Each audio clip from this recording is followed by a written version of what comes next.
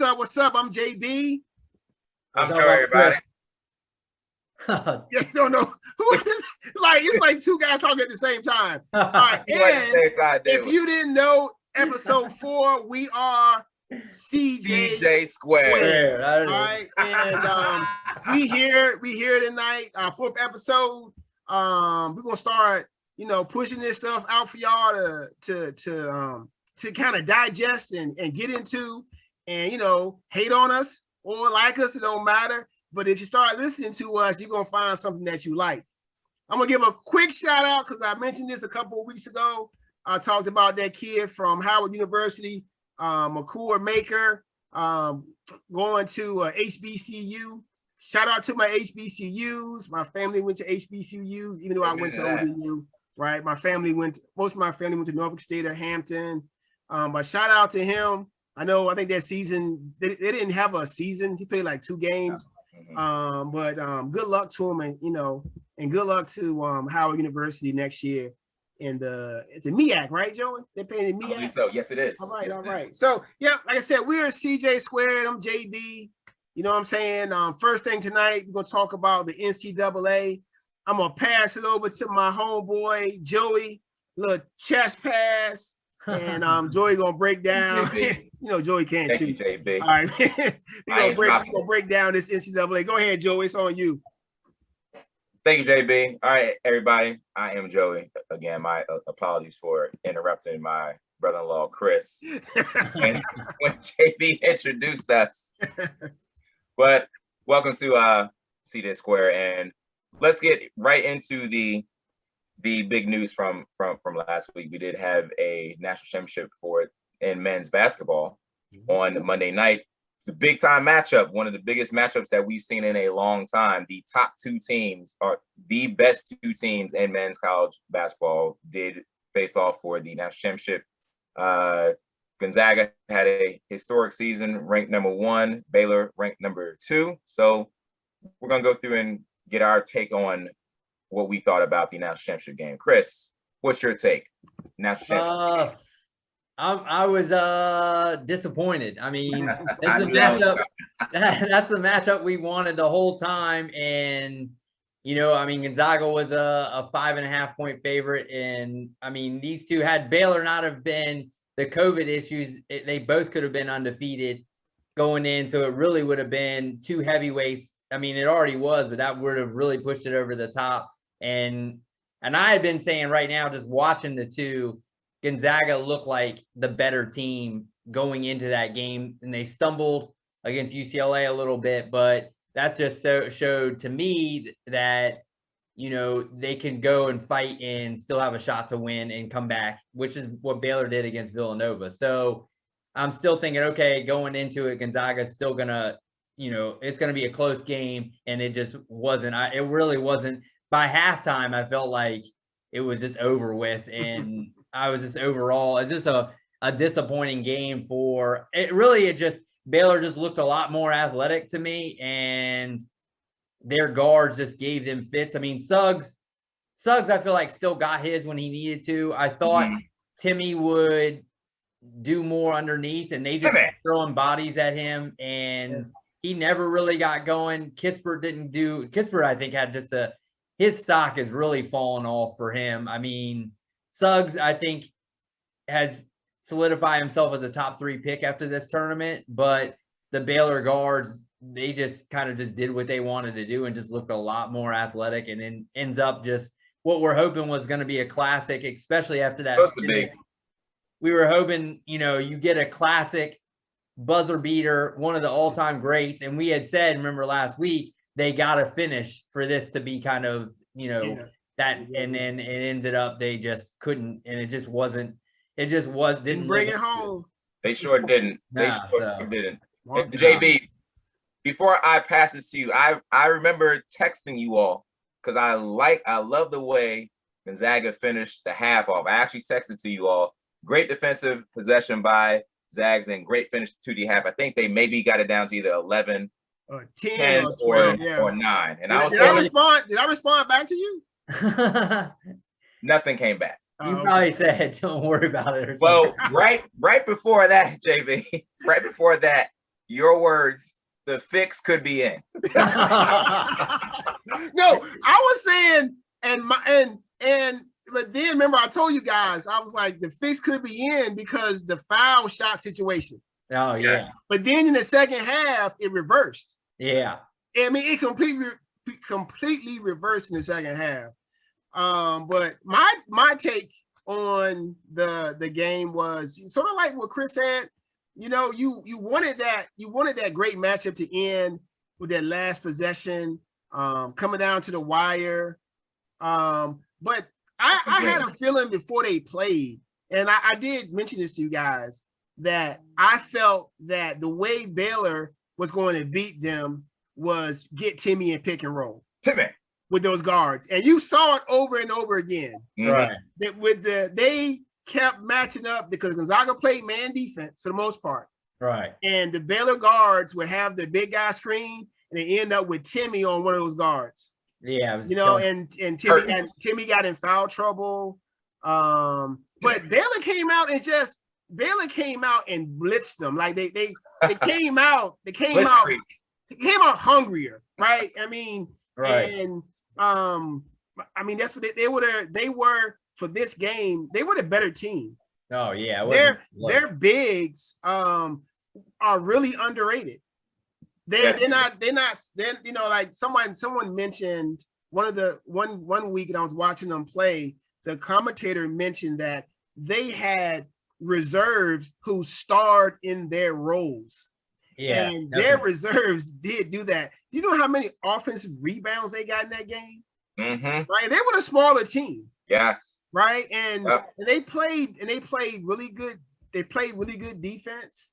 And I mean, Gonzaga's a good team, so you weren't going to shut them down, but they held them to 20 points below their season average. Yes, they did. Right, and Baylor hit their season average, but they held them below. So it was. I mean, I was disappointed in terms of it being a close game, but not in terms of. I mean, the best team won. Right. It was good basketball. It wasn't like it was bad basketball. You know what I'm saying? Because you've seen games before when you're like, why are these two teams in the national championship? Yeah. Right. You're like, why are they playing each other for the championship, right? And the best two teams played, and I think the best team came out on top. The Mitchell kid raised his stock. I think Butler's stock had kind of dipped before doing the first part of the tournament, but towards the end, with the game against Houston and his game against Gonzaga, he kind of dipped back into that first round. But you never know with the NBA draft, right? But all in all, it was what it was. I end up finishing first and here we go. Here we go. I'm saying I end up finishing first and fourth in my tournament, so it worked out, and I was 9 for 9 on the Yahoo thing and won like $18 when it was a free play. So free play. You know what I'm saying? You'll take it. So you're on a heater right now. I was he's hot right now. He's hot. Like right now, it's like I'm I'm like cold as ice right now. But yeah, so the NCAA basketball is done. Now we're looking towards the NBA draft, and I look forward to seeing some of these guys from both teams play in the league and see how they can hold up. Let me say that the Baylor men's basketball team, the way that they were coached reminded me of a Grand Park Boys Jason Brown. Let me tell you why. There was a quote that Mark Few made after the game was over. I was like, this is just like a JB-led basketball team. He said, they just literally busted us out of anything we could possibly do on offense. And then he said right after that, we were kind of playing sideways. And I was like, oh my gosh, he nailed it. That's exactly what Baylor did to them. They were like up in there. You know how coaches say, I want you to be so close on them you could smell their breath. They were up in their grill almost every single time. They were absolutely going sideways the entire game. The Baylor defense destroyed the Gonzaga offense. And yes, Baylor had 16 offensive rebounds compared to Gonzaga's 5. Yeah. Baylor had 18 more shots then Gonzaga had the entire game. That was an utter behind whooping. Yeah, I mean, similar to UNLV over Duke in 1990. It was on that level almost. I mean, if the first half free throw difference didn't happen, it would have been a total blowout. That kept them in the game in the first half. Those free throws for Gonzaga, that kept them in the game. And it was right off the start. Gonzaga had to come out hot and close that thing to within, 5 or 6 within the 10-minute mark, and it just went the other way. I mean, it never felt like Gonzaga was in it at all. I mean, I think right at the end they had a little bit of momentum, and if they would have come out hot in they could have closed that to within single digits and 6, 7. I mean, if you get down to 6 or 7 with 6, 7 minutes left, that's 2 possessions right there, 2 or 3 possessions, then you're right in it. But they just never felt like Timmy never got going at all, and he was the guy who he was the guy who everyone thought would be kind of the player of the game. I remember he was the hype up. He never got going. Yeah, I think he might have been held to 2 or 3 points in the second half. I mean, he was a non-factor. Foul trouble, and he got hurt. So, I mean, it was just a disappointing game for. I mean, I think at this point, and that's 2 now, because wasn't the NCAA football was that blowout. That was a blowout also, right? That was Alabama, Ohio State, 2 best teams. The 2 clear best teams. Yeah, I don't know about that, but okay. And that wasn't a game. So I mean, that's 2 now that we've won. At least we've gone in wanting those matchups, and they've just been done, by halftime. Right. So, well, COVID it happens. It happens. COVID won now. You said what, Joey? COVID won because Gonzaga wishes they would have had that first matchup against Baylor earlier in the season. They would have maybe seen a little bit more from them. I think honestly, I think if they played early in the season, I think Baylor would have beat them, and maybe Gonzaga had a better scouting report on the plan. Maybe. I mean, but they see them play. You know what you got to do when you play against Baylor. You have to stop the guards, and they had no answer for them. Even because Teague, who was the 3rd best guard on the team, he was killing them too. Yes, he was. So they switched him up on Timmy, and it was a wrap. He's shooting pull-up threes against the rack. Well, remember they tried to go to a zone. Remember at one point, and that was killing because you can't stop Baylor that way because they're the best 3-point shooting team in the country. Yeah, and then they did exactly what you do against the zone. They sent Teague to the free throw line, and he punished them like 3 possessions in a row. They were like, we're done with that. Athletically, they just didn't. And it's weird because remember we said if Baylor wins this game, they have to do what? And we all said they got to slow the tempo down and not try to score 85, 90 points against them. And they went out and did exactly what we said they shouldn't do and just took it to them. Yeah. We thought you beat them the way UCLA does, where you limit possessions and you keep it slow and then you don't let the athletes. And they probably were like, look, we're the better athletes. Yeah. You know what I mean? They were mistaken. Yeah. So the Baylor Bears are who we thought they were. I think really they underestimated the role players, really. Yeah. Because they underestimated Flo Tamba, I think it's his name, right? Yeah. Vital. They underestimated those guys. Myers off the bench, Flagler. I mean, Baylor, it came at them. I mean, anytime Gonzaga got close, I think the closest was like 8 points.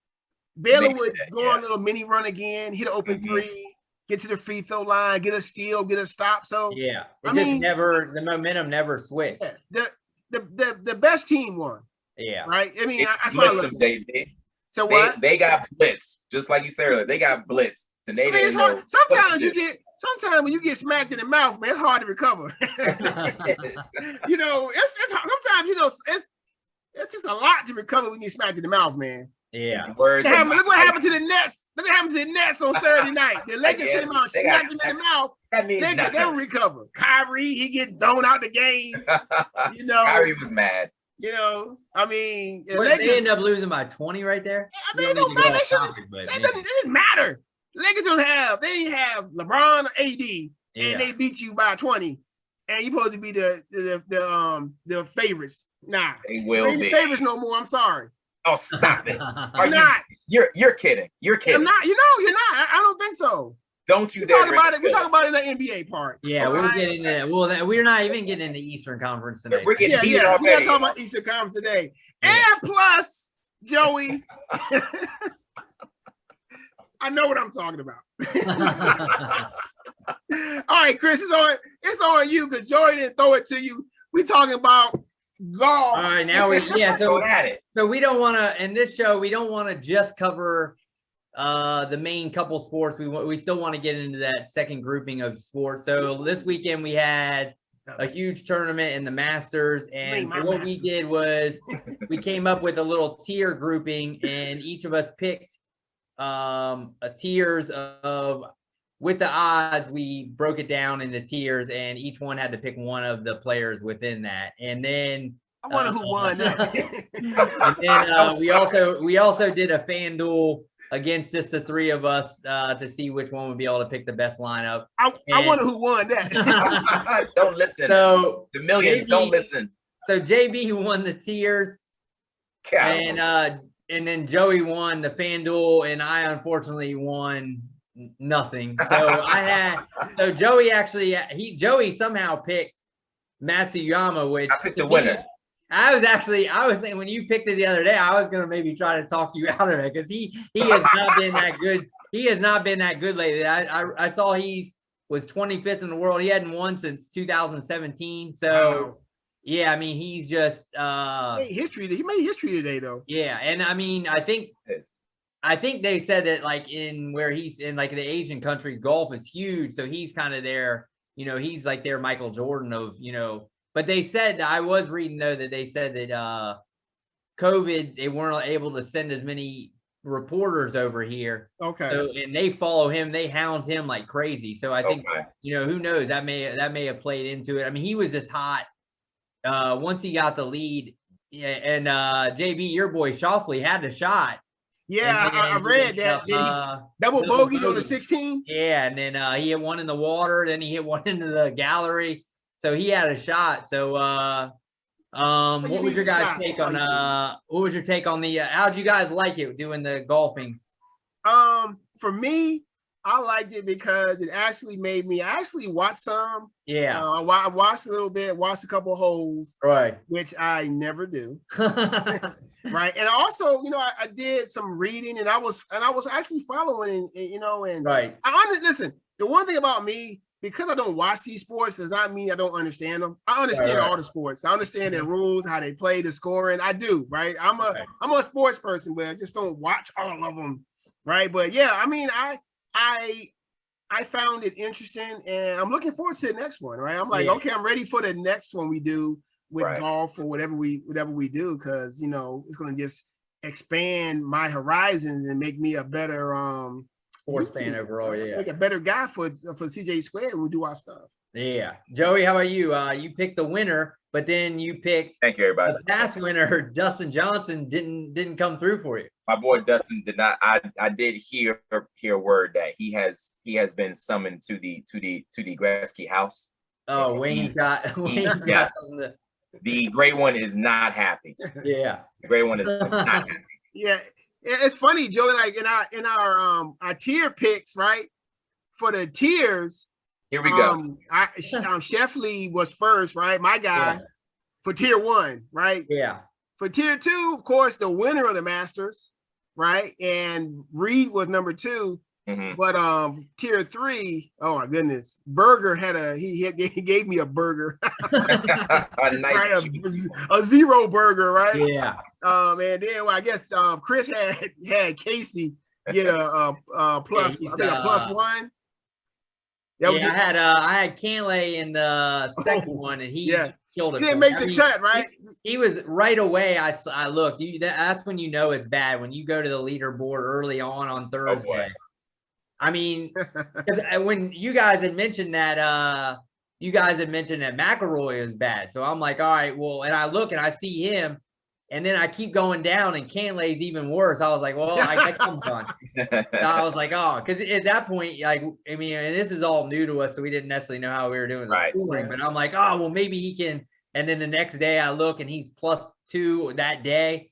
And so I was like, well, on to the next tournament, I guess, because I was done. So yeah, I mean, it's interesting to get it and just so it's something that we want to do. We'll probably end up covering the other majors coming in and doing definitely in CJ Square. Will do the other sports, so it's not just necessarily the big, the main sports that we cover. So it's just something interesting that we can do. So the takeover was that I think it was just good overall, and Joey somehow picked the winner and still lost. So true. Oh my goodness. Let me give you this. I heard a crucial stat, which, and I'm going to be into this more as far as finding who my actual picks are. I heard the other day that in 23 out of the last 24 Masters tournaments, the winner has come from the leaderboard in the top 8, 23 out of the last 24 years. Whoever is within the top 8 after day one has won 23 out of. So it's pretty much if you're first day means everything.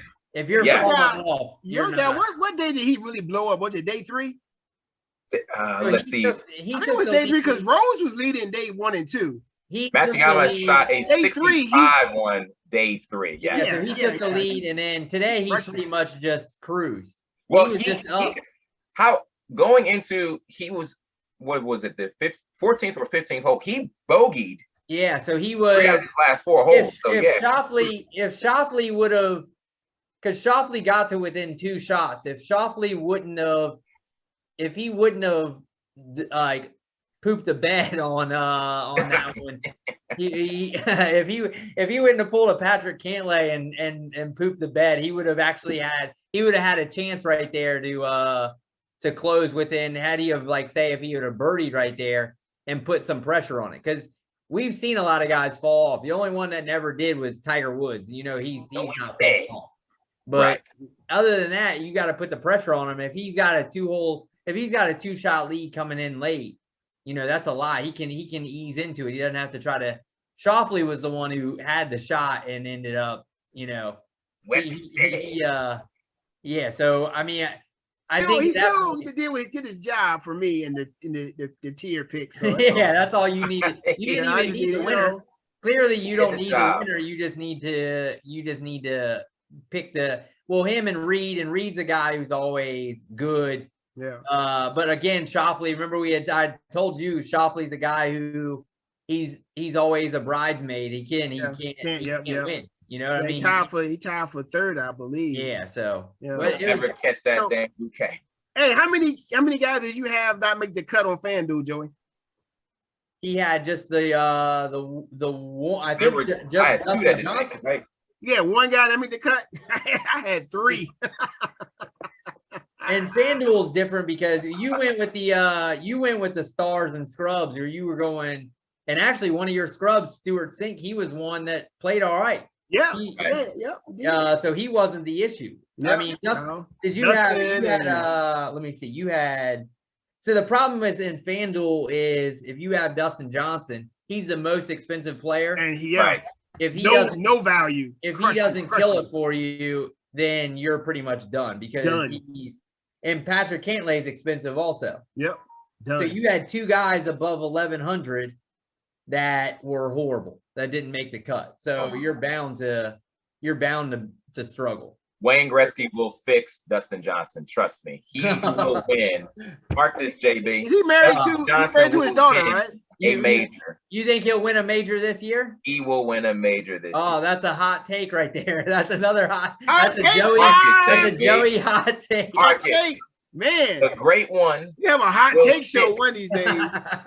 The great one will fix Dustin Johnson. Yeah. Episode 10, we're gonna have a hot take section. I'm gonna go with Joey's hot takes. One show where we just go over Joey's hot takes. Dustin Johnson will win. A major. He'll win a major this year. He will win one major this year. Okay. All right. Wayne Gretzky will be in the clubhouse waiting for him as he makes that final walk. The great one. The great one will be waiting for him. All right, JB. JB, you want to get us into some basketball that we were discussing earlier? We can get into Yes. Yeah. That was my dad just called me now about basketball. So I had to hang up on him. You better be careful. Yeah, you better be careful. Might have to pause the recording for a little bit here in a second. I'm gonna call him back. But anyway.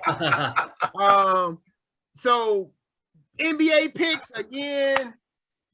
Oh boy. JB once again beat CJ Squared once again. So that's all. It came down to 9 teams this week with a chance to win. Okay. And it actually came down to the points. The Pacers won, and the game was it went over 250. So somebody won, right? So somebody won. So it's awesome. NBA picks, it's hard. Especially when you pick we picked on Wednesday. And then on Friday, we found out that the Bucks aren't playing any starters. So how does that work out? And then there were a couple of upsets, like the Lakers over the Nets, the Pelicans over the 76ers. You see any other? Wizards over the Warriors. So there was like 3 upsets right there. That's just people just picking at random. So it happens, right? You pick some upsets and how do we do this week? How do we do this week compared to last week? This was CJ Squared's worst week. Oh, come on, JB. Don't you tell me that. Yeah. It wasn't the Knicks' fault. We're too chalky. Yeah. It wasn't the Knicks' anytime fault. You're like a consensus like this, it's hard not to be chalky because you might have your idea of an underdog. You know what I mean? And then you're like, we are always gonna, you're always gonna go with the consensus. So then it's hard to, unless we were all on an underdog. Yeah, we just gotta flip things up. Maybe we'll figure something out this week. Yeah, we figure something out for next week. All right. So that's the picks. How many weeks left we got in the NBA? 4 or 5? 5 weeks? 5 weeks left, I believe. It's either 4 or 5. So I was checking it out. I was checking the Yahoo Fantasy, because it's playoff time. We got 1 week to the regular season. Playoffs. Yeah, 1 week to the regular season is over. I believe me and my man Joey are gonna be the number 1 and 2 seeds, even though we're in the same division. Still got the best 2 teams in the league. Best division in basketball, baby. You know what I'm saying? Best division, the best division in fantasy basketball. That's right. That's how we do it. But the regular season is going to be ending soon. And we get into playoff time. So we're going to segue right into the next discussion, which is who is the Western Conference favorite? Who you got, Chris? Oh, you want me to go? Yeah, I want you to go first. I like to hear Joey's hot take on it. Be careful, Chris.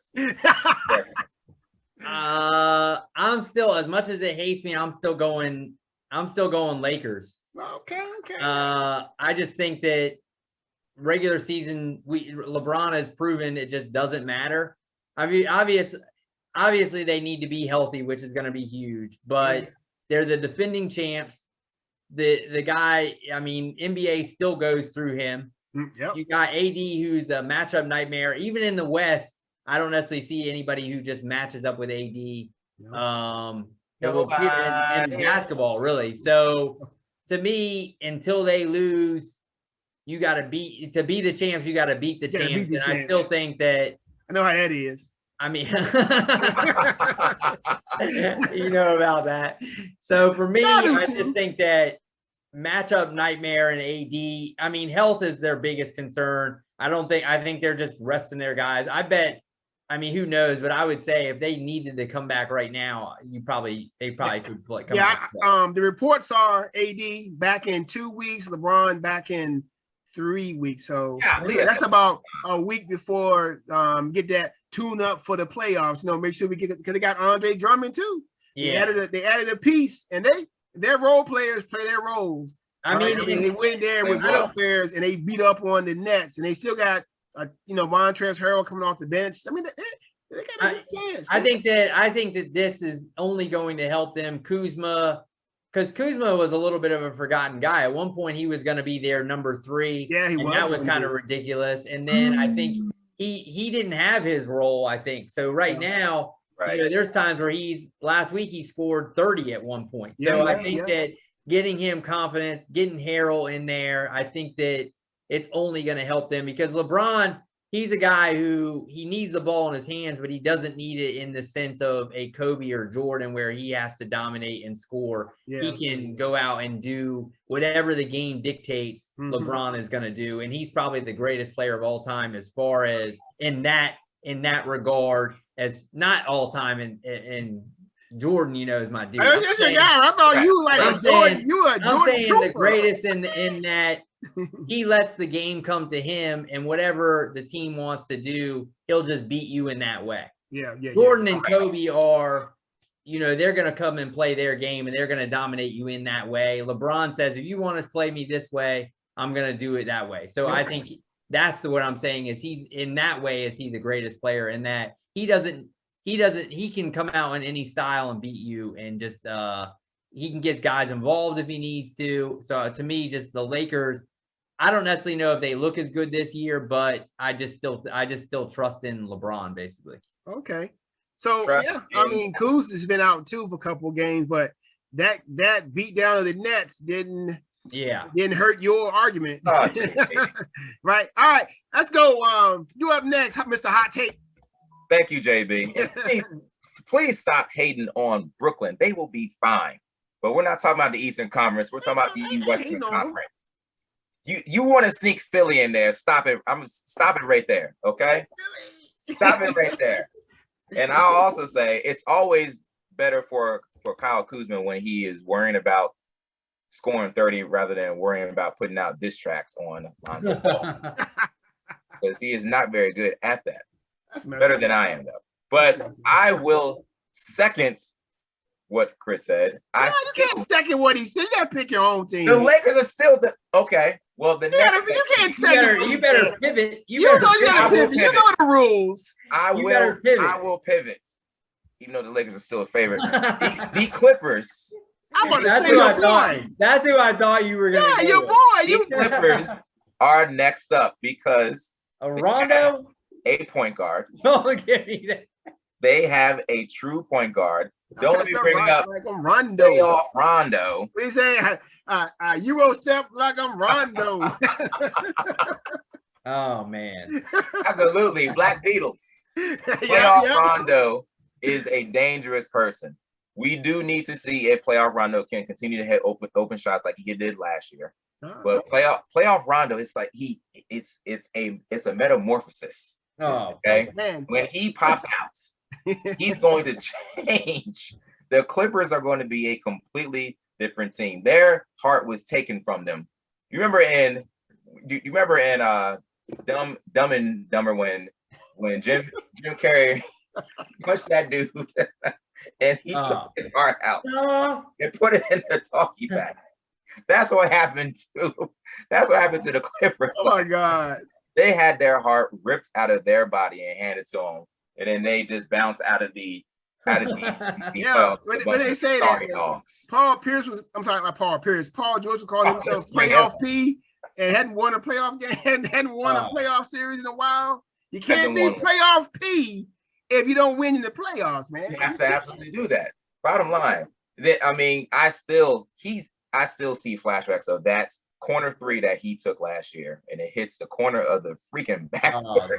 That's your team, though. You pick them. But Joey, you gotta have arguments for them, not against them. This is why going back to all Rondo. Rondo will fix all of it.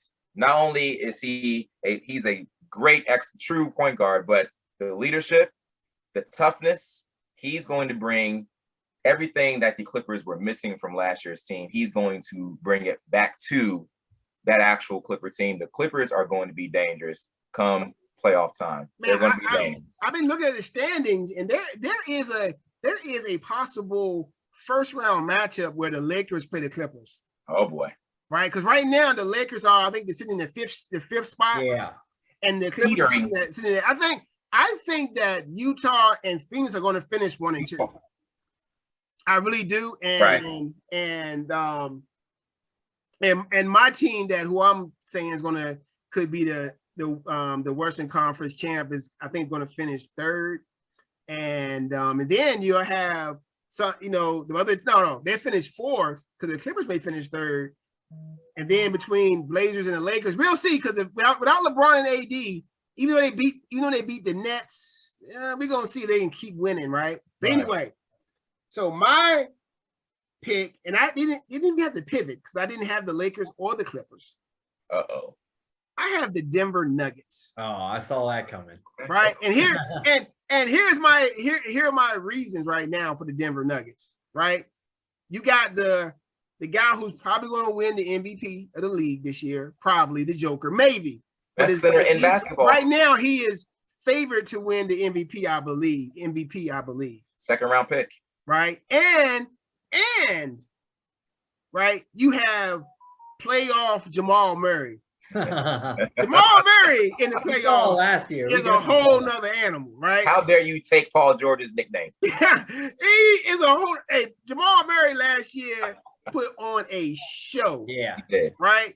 And I think this year, I think when they added Aaron Gordon, they got a little better on defense.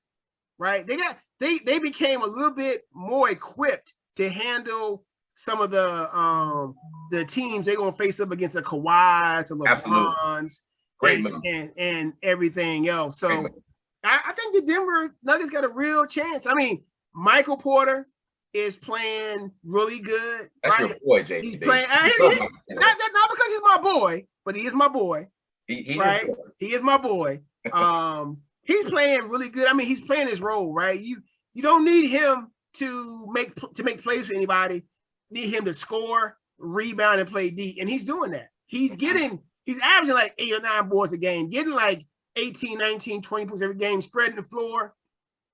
Will Barton is the X factor. If Will Barton can hold up and make shots and play team ball, the Nuggets got a chance, because the Joker can the same way like LeBron. He come out and get 30 or 40 and beat you, or come out and get 10, 15, and 16 and beat you.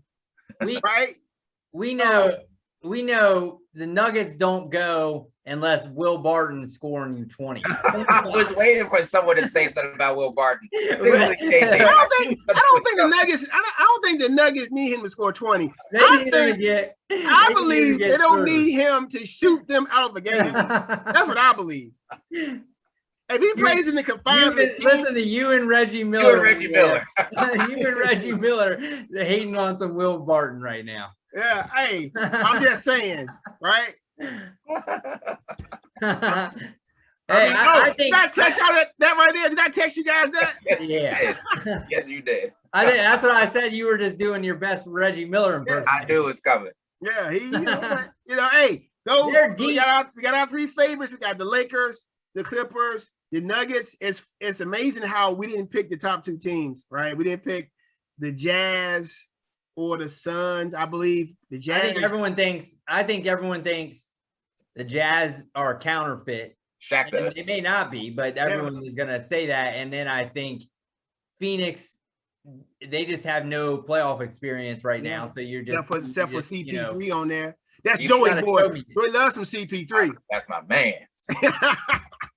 You gotta show me before that you can at least win 1 series before you're. True. You know what I mean? And that West is gonna be it's gonna be good. I mean, because it's gonna be even the play-in game is gonna be good. Yeah, 7 and 8 and 9 and 10 are gonna be good games. Yeah, I mean the West is just so deep right now. It's a good time for basketball right now because coming through the West, man. So it's called the gauntlet. As a fan, it's better that there's no Warriors that you're like, you know, something crazy has to in happen. The East. Yeah. Like the Nets. Yeah, exactly. Or even Cleveland a couple years ago when they would roll through. They're gonna go, and it would just be whoever they meet in the finals. Right. Yeah, that was because of LeBron, though. I mean, they had teams in the East that could have competed, but in the playoff, like Toronto was the number 1 seed, and LeBron just destroyed them. Yeah, like, he never they never played him well until he just destroyed them. Yeah, hitting bank shots, hitting runners to win the game. Yes, he was just killing them. Whatever he wanted. They called it LeBronto, right? It was LeBronto. LeBronto, yes. LeBronto was LeBronto. He was just coming in there, just destroying them. Yep. So those are our picks. Next week we do the Eastern Conference. We need to do besides Brooklyn because I got my pick. I got mine too. Everyone has to do my pick. We have to do an East besides Brooklyn because everyone's gonna say there should win, so we'll just do besides Brooklyn. Yeah, okay, we do it besides, but I got my pick. Oh, we know where that's going with. No, you don't take it either. JB can start that one. So that's all you, JB. You gonna start that one. Oh, JB get to start one? Okay. Go, JB. Go, JB. Go. All right. So let's get into some of the mock draft. JB, Joey wanted to maybe put up that screenshot. You able to do that? Just show. Sure. We'll put up that screenshot. Let me show the. Yeah. So I'll break it down what we were doing. So we're doing the draft is coming up at the end of this month, and so last week we did round one or pick 1 through 10. And what we're doing is we're not switching it out. We're not changing out our pick whatever until we're going to have a final mock draft day. We're going to do a draft show or whatever. And there's some guests coming through on the draft show. Tune in, baby. What we'll do is on that day, we'll end up just redoing a whole mock draft. But right now we wanted to see as it goes along, how we're at and where we're at on our picks. So right now we're going to do, JB's going to bring it up and kind of show what we've already picked. So if they're already off the board, they cannot be picked. Even if we think right now that, somebody we think is going to be different, we're just sticking with these picks and then we'll reevaluate in the week before the draft, and then we'll do our full mock draft at that point. Yeah, I'm gonna share this real quick so everybody can see it with the millions. So especially Joy can see it, we can see because Joy's gonna forget. Yeah, you might want to just. I will not be forgetting. I've already got the pick ready. Can we get a minute this time with this part of the first round so I can explain a little bit more why I decided to go that route for this? Yeah, I mean, last time you gave you a minute and you took like 10, so we can't. You gave me 30 seconds last time. Hey, man, look, man, you gotta have pressure, man. Pressure. Look, what is pressure build? Either coal or a diamond. What you gonna be? Yeah. Right. You gonna be a piece of coal or you be a diamond, Joey? What you keep the house warm? So we'll shine bright like a diamond. We'll stick with the same order. So as you see, it goes Joey and Chris, me, and then JB. And then so we'll just keep rotating. Well, obviously you see nobody picked Lawrence because we already know. Because we know that was going to be that card to be pulled in. That's the biggest question with them is how quickly are they going to get that card in? Are they going to wait the whole 15 minutes or are they going to put that thing in? Right after the guy finished talking, here's a card. Yeah. So Joey, let's lead us off. We're going to go 1 minute and you got the Giants with with your pick, number 11. The number 11 pick. Thank you, Chris. Ooh, the number 11 pick.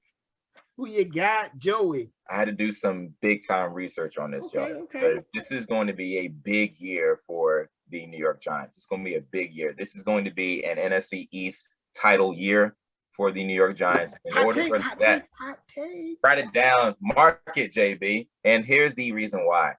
We have a franchise quarterback, and the franchise quarterback that we have needs to be protected. We're not sure if we have enough protection for this franchise quarterback. We can go downfield, absolutely. But before we go downfield, we got to protect the most important player on the offense. Therefore, with the number 11 pick, the New York Giants will select Rashawn Slater. Oh, all right. to be on the offensive line because we're still not entirely sure about Andrew Thomas from last year. Nate took a year off. Sorry about that. That's right. You, Chris? What are you? Yeah, I was looking up. I was making sure I had the draft order. I was making sure I had the draft order on it, and it just had the sound on it.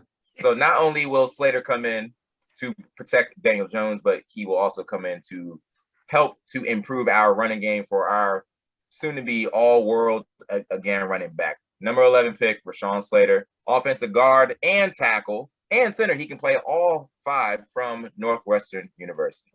Okay, the Giants going with all right. NFC East champions. Nice pick. All right, Chris, you up? Yeah. So with the 12th pick, Philadelphia Eagles, and this one's to me, this one fell right into my lap. I'm going Devontae Smith here, wide receiver. They don't have a number 1. I guess Jalen Reagor is their guy that they took last year, and I guess he's their number 1 at this point. Yeah.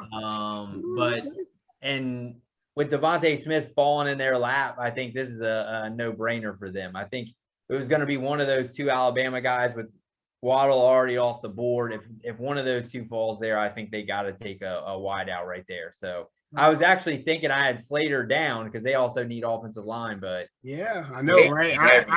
I'm not even gonna lie, man. That was my pick for the Chargers. Slater. I was like, what? Yeah, I mean, Slater. Okay. I know the Giants are gonna go with something, a big splash. They just going conservative. Okay. All right. I gave you the big splash. An offensive tackle is never a big splash. He gave me the hot take. He got the biggest splash when he jumped. So you got so many hot takes, man. Okay. All right. So obviously I had to pivot. So with the Chargers, I think of course they have their rookie quarterback from last year had a great year coming in, and of course they want to protect him. No, they're not going high on a tight end, even though they lost Hunter Henry. And if, I don't know if they want to take the next best lineman this high, right? So they may have to go ahead and jump and take one of these special cornerbacks. So I'm going to say the Chargers are going to go ahead and draft the kid out of Virginia Tech, Farley, right? Because they play in the NFC West. They got to go against Oakland. I mean, it's not Oakland, Vegas. My bad. Vegas. Got to go against Vegas. They got to go against, of course, Patrick Mahomes, right? They got to go against those people in Denver, getting Cortland Sutton back and Jerry Jeudy. So you need some cornerbacks out there in San Diego to slow these teams down. So I'm gonna go with Farley from Virginia Tech. Are you not worried at all with the back issue? You still think that they're just because he's just the player? Yeah, surgery. He's a good player. I mean, they don't mind taking chances on guys, right? I mean, they look at that guy, man, that James guy, right? He's an awesome player, but he stays hurt. He gets hurt every year. Yeah, and true. He was a guy who did he not play? I don't think he played. He played this year. He got hurt like the second game. Did he not play, Joey, his senior year or his junior year in college, right? Didn't he sit? Who, Farley? No, Derwin James. I think he was hurt, and that was the knock on him coming out was he was injury prone. And I guess he is injury prone. And then we had a discussion. Sometimes staying healthy is a talent for some people. Yes, it is. I mean, but the one good thing though, even though Farley may have came off of some back surgery, whatever, he hasn't played in a year, so he don't have no wear and tear on him. Right. I'm sure he's been training and getting himself in tip-top shape, and if he's ready for the OTAs when they do the rookie OTAs and stuff, that'll be a good sign. If he's not, they got time to build, right? The Chargers aren't going to compete for a championship this year with Kansas City in a division, right? So and they got a new coach, so to get some good pieces to compete in the future would be a good start for them. Mm-hmm. All right, so now Joey, you're up with what? Nice pick. You're up with 14th pick, Joey. Joey, 14th pick. You got the Minnesota Vikings. You got the Vikings. For this 14th pick, I had to go to a special source. Uh-oh. I had to give a call to my wonderful Uncle Irv, who has been a Minnesota Vikings fan since Fran Tarkenton season, where he said, I used to just love watching Fran Tarkenton run all across the field. So I said, Uncle Irv, what do your Vikings need? And he texted back to me, the Vikings need a safety and guards. Their starting guards are Ham and Eggers. They need a couple of studs at that position. A Ham and Egger is one of the, if I'm bringing up wrestling, back in the old days of WWF superstars that came on Saturday mornings, they were the practice guys that you should just get beat up on. The guy who will come in and get destroyed. You're like, why is he even wrestling? The jobbers. They knew. I remember those were the days, man. I remember those days. So my Uncle Larry says that their offensive linemen were Ham and Eggers. They just get beat up. So that's a new one. In honor of my Uncle Larry, the Minnesota Vikings at number 14 will go offensive line, and they will take Elijah Vera Tucker, offensive lineman from University of Southern Cal, who can play both tackle and guard positions. Wow. The Vikings just seem to be in this spot every year. They really haven't seemed to make any big time splash since the Brett Favre move. They did win a huge playoff game in New Orleans. Oh yeah. So they have a decent quarterback. Why not continue to protect that decent quarterback? That's where I'm thinking they're going to go. Offensive guard, offensive tackle, protect Kirk Cousins. He will like that. In the famous words of Kirk when he played with Washington. Tucker, wow. Like that. That may be a reach, but okay. All right. So I feel like, again, this one's falling in my lap. I got the Patriots at 15. Their biggest need to me is quarterback. I think if we were doing trades, I think they end up trading up. But they would love, I think, if Mac Jones still on the board here. And so to me, Mac Jones, I think he sits 1 year behind Newton. Top and four. So I think if they don't have to trade up and they could sit and get Jones, they would be loving this draft. So and who knows? I mean, right now, and it's not like the Patriots have hit it out of the park with a lot of their first round picks. They don't. Ashley and Harry, oh my God.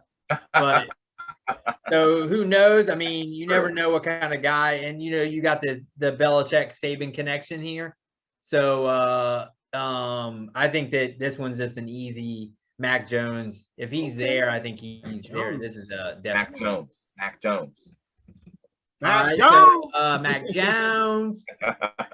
right, JB, you got you're up with pick 16 and the Cardinals. Another one. Cardinals. All right, the Cardinals. What do the Cardinals need? They need a cornerback. They lost their franchise guy, all pro. One of the faces of the franchise. They lost him to the Vikings, I believe. Future Hall of Famer. Right? I don't know. Go to the Vikings. I don't know. He went somewhere, right? He's not there anymore. He's gone, right? Right. So Patrick Peterson, right? LSU cornerback, one of the best cornerbacks in the league over the last 10 years, probably. Absolutely. Right. Possibly one of the best of all time, and that up there, right? So I'm thinking that they gotta take the next best cornerback off the board. And I'm gonna say the Cardinals gonna take Horn out of the University of South Carolina. Joe Horn's son. Joe Horn, Mr. Telephone Man. Oh yeah. You got with Surtain and now Horn. There's two dads playing. Like 3 of my picks have been corners. You notice that? Yeah, that's like all you and Joey's loving the offensive line. Offensive lineman, baby. I think I picked my last 3 picks have been corners. Yeah, so because what else did you have? What else did you get in there? I had, my big splash was Waddle for the Lions, right? And Pitts going to the Falcons, right? Like, yeah, right. So we'll see. I mean, I might get at least if I get one or two of these right, hey, I'm good. Right? You'll take it. You know what I'm saying? I'm good, right? You know. All right, Joey. Now you got we picked the Raiders. Just win, baby. Just win, baby. Just what is Chucky gonna do with this pick right here? Oh, Chucky! Come on, Chucky. 17th pick, the Raiders. Let me go back to what JB mentioned. You know, the Kansas City Chiefs are not leaving your division. That's not happening. Mahomes is going to be there for a little bit. So you better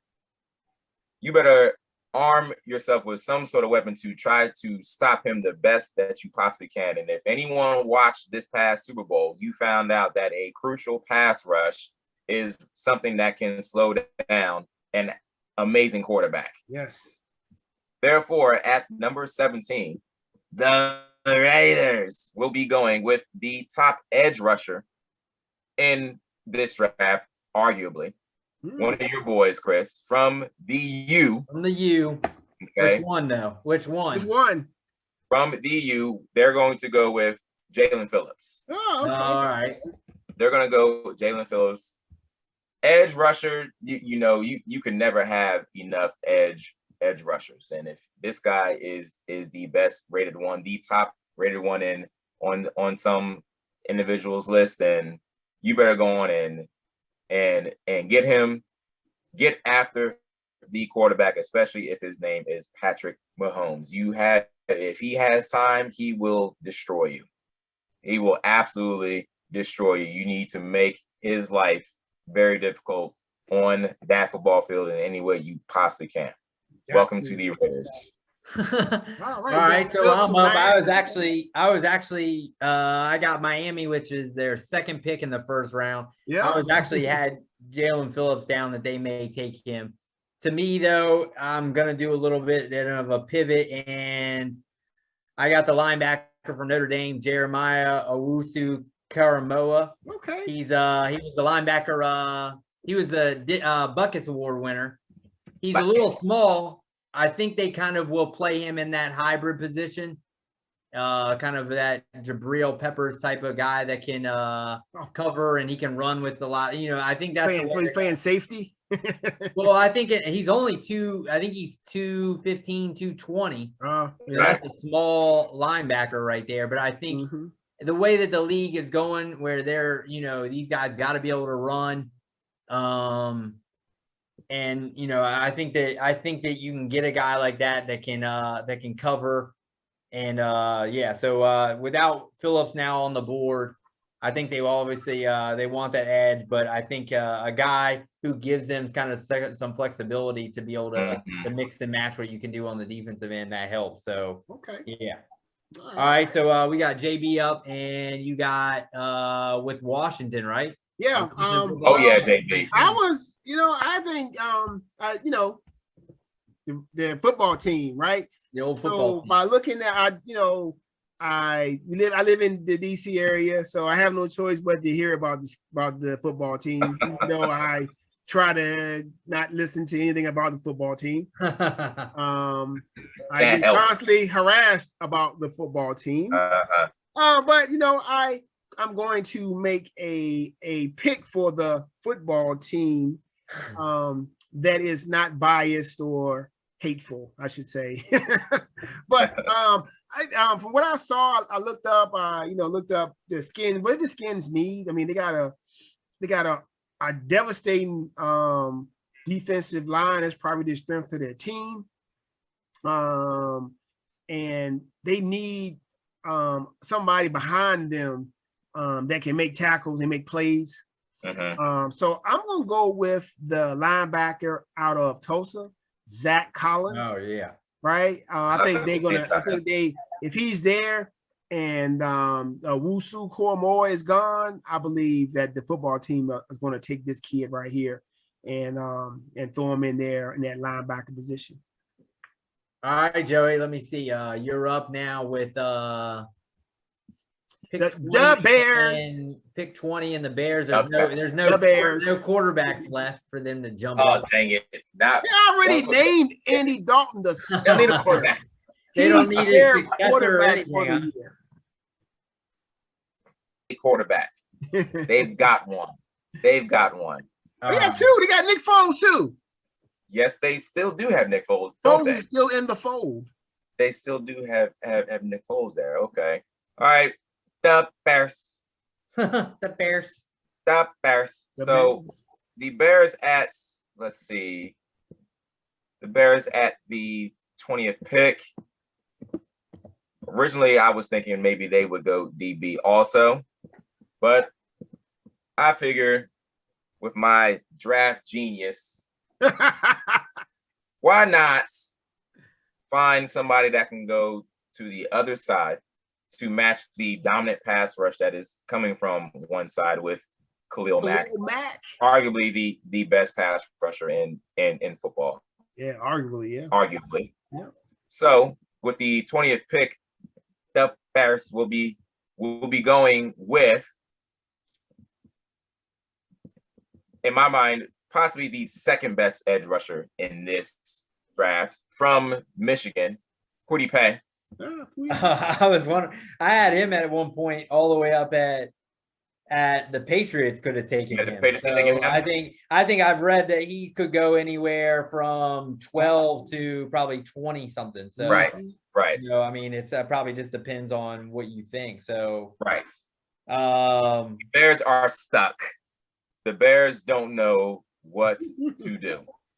They might as well keep on making it difficult for the offensive team that they are playing, whether it's Thursday, Sunday, or Monday. Kwity Paye will fit in very well with that Bears defense. That's at least one part of the Bears that is actually good. Did the Bears pay Allen Robinson yet? He's franchise, right? They did franchise him. Franchise tag him, okay. Yeah. He probably wasn't happy about that, but okay. Yeah, they're definitely gonna have to be paying him. Yeah. All right, so I'm up with the Colts. The Colts, and so again, I think that another pick that fell in the lap. You know, right now they don't even have a left tackle, so I think they've got to go offensive lineman here. I'm gonna take Christian Darrisaw, the Northwestern kid. No, he's from Virginia Tech. Is he? Yeah. Oh, yeah. Slater's a Northwestern kid. Yeah. I'm gonna take the Darrisaw from Virginia Tech. Yeah. So I just think they have to go offensive lineman. I think you could make a case for them going to edge rusher here, but they're a solid team already, so they only have a few holes. So I think that you have to go. You don't think they already got a good line already? Yeah, with Nelson, but I think if you don't have I obviously it's not as bad as when Rivers was there.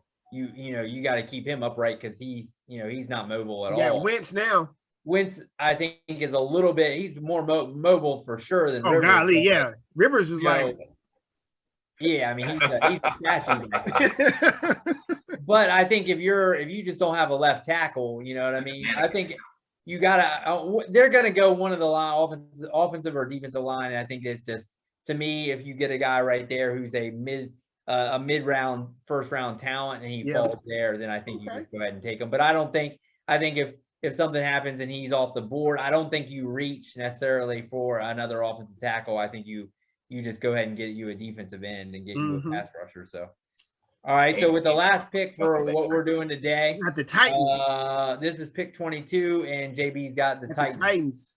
I gotta admit, I was doing my research and I looked at the thing again and said, hold on, I didn't do the Titans. So I quickly looked up some needs for the Titans, but I do know that the Titans, they lost Corey Davis to the Jets. Yes, they did. And they're gonna need they lost Adam Humphries too, and they're gonna need somebody opposite of AJ Brown, because AJ Brown, even though he's a great player and puts up numbers, he gets hurt a lot too because that physical brand of play that he has. So I think even though I was thinking maybe they take a corner because there's still a pretty decent corner left. I think they're gonna go receiver, and here I still had some issues, but this one guy who I've been hearing about since last year who didn't play this year, but was like a first round talent last year, the kid out of Minnesota, Bateman. Oh, yeah. I think that the Titans are going to take him and have him out there right beside AJ Brown. So I'm going. Yeah, I think that's a definite need for them. I feel like, and I could see Washington taking Bateman. Yeah, I mean, I was thinking maybe they may take Marshall from LSU as well. Yeah. He's a great player as well. So, you know, right now we have what? How many receivers we got in the first round so far? Was it 6? We got Bateman, Smith, that's 2, Waddle, Chase.